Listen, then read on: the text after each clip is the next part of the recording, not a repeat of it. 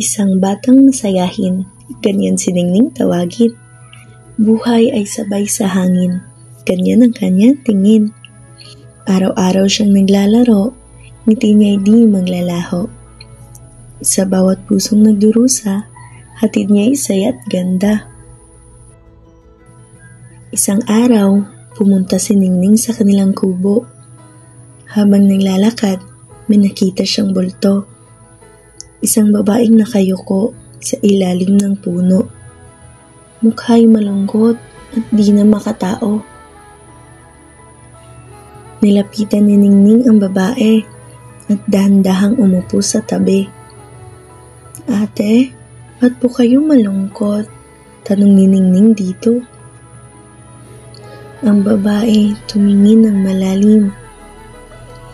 Walang saysay, ang buhay na madilim.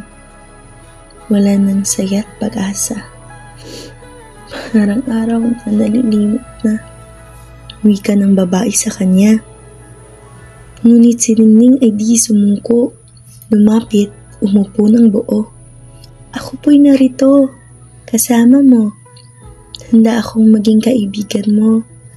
Simula sa tagpong iyon, lagi na si Ningning doon, sa ilalim ng puno, kung nasaan ang babae na tinatawag niyang kaibigan ko. Lingid sa kaalaman ni Ningning na sa kanyang bawat kwento, unti-unting nakikita ng babae ang ganda ng mundo. "Salamat, Ningning," wika nito. "Tinuruan mo akong maging masaya na huwag magpadala sa problema.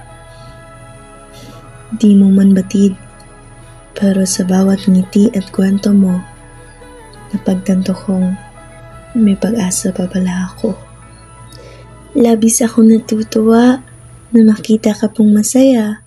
Sana'y di na mawala ang kinang sa iyong mga mata, wika ni Ningning.